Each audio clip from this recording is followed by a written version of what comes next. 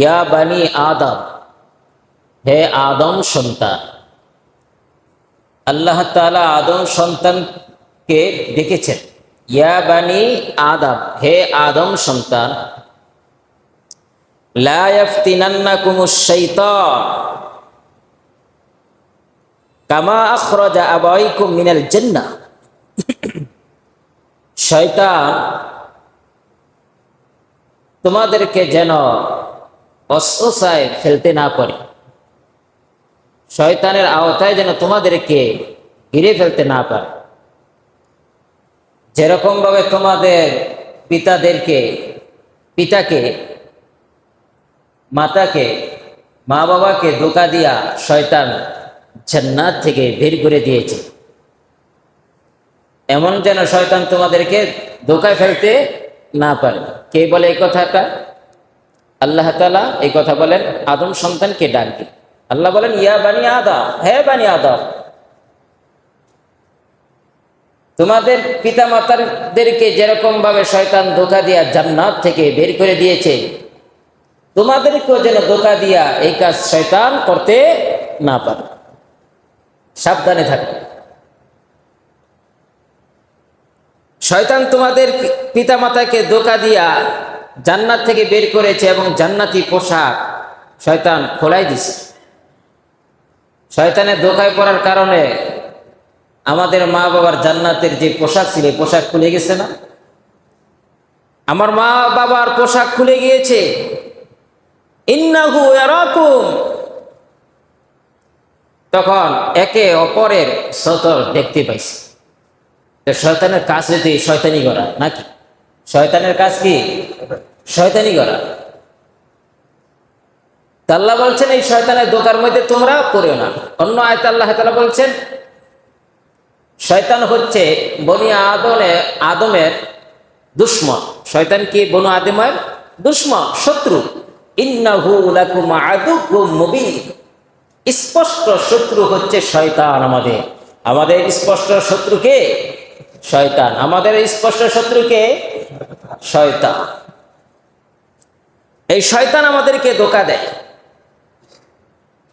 রমজানুল মুবারক মাসের মধ্যে তো শয়তান শৃঙ্খলাবদ্ধ ছিল, শয়তানের খপ্পর থেকে আমরা বেঁচে গিয়েছি। রমজান শেষ, সাথে সাথে শয়তানকে ছেড়ে দেওয়া হয়েছে। এখন শয়তান আমাদেরকে ধোঁকা দিবে, বিভিন্ন সুরতে আমাদেরকে ধোঁকা ফেলতে চেষ্টা করে। আল্লাহ তাআলা শয়তানের ধোঁকা থেকে আমাদেরকে বেঁচে থাকার তৌফিক দান করুন, সকলে বলে আমিন। সূরাতুল বাকারার মধ্যে আছে একখানা আয়াতে কারিমার মধ্যে বলেছেন, আল্লাহু ওয়ালিয়্যুল্লাযীনা আমানু, আল্লাহ তাআলা তিনি হচ্ছেন আমাদের অভিভাবক। আমাদের অভিভাবককে আল্লাহ তাআলা। কাফের, মুশরিক, বেঈমান, নাস্তিকদের অভিভাবককে শয়তান। এখন আমরা যদি শয়তানের কথা শুনি, আল্লাহ কি আমাদের অভিভাবক থাকবেন? আল্লাহ কি আমাদের অভিভাবক থাকবেন? তাই আমাদের অভিভাবক কে হয়ে যাইবে যদি আমরা শয়তানের কথা শুনি? শয়তান আমাদের অভিভাবক হয়ে যাইবে। ছোট বড় মেজো যারা আছি আমরা, কেউ চায় না তার অভিভাবক শয়তান হোক। কেউ চায় তার অভিভাবক শয়তান হোক? কেউ চায় না তার অভিভাবক শয়তান হোক। সবাই চায় তার অভিভাবক আল্লাহ হয়ে যাবে। আল্লাহ তাআলা নিজেই বলছেন, আল্লাহু ওয়ালিয়্যুল্লাযীনা আমানু, আমি আল্লাহ, যারা ঈমানদার তাদের অভিভাবক হচ্ছে আমি আল্লাহ। সুবহানাল্লাহ। ভাইরা আমার, বুখারী শরীফের মধ্যে এসেছে, ক্বালা রাসূলুল্লাহ সাল্লাল্লাহু আলাইহি ওয়াসাল্লাম, ইন্নাশ শাইতানা ইয়াজরি মিনাল ইনসানি মাজরাদ দাম। শয়তানকে এমন ক্ষমতা দেওয়া হয়েছে, এমন পাওয়ার শয়তানকে দেওয়া হয়েছে, ইন্নাশ শাইতান ইয়াজরি মিনাল ইনসান, মানুষের যেই রগ আছে, রগের শিরায় শিরায় চলার ক্ষমতা আল্লাহ তাআলা শয়তানকে দিয়ে দিয়েছে। সেই জন্য শয়তান থেকে সাবধান। শয়তান কিন্তু তোমার সাথে আছে। শয়তান বাজান, এ যুবক ভাই, শয়তান আমার সাথে আছে, আপনাদের সাথে আছে। কেমন সাথে গো? পয়গম্বর বলেন শয়তান এমন কাছে আছে, রক্ত যেরকম ভাবে চলাফেরা করে, চলাফেরার ক্ষেত্রে যে রগ দিয়া রক্ত চলাফেরা করে, এই রগের সাথে শয়তান থাকে।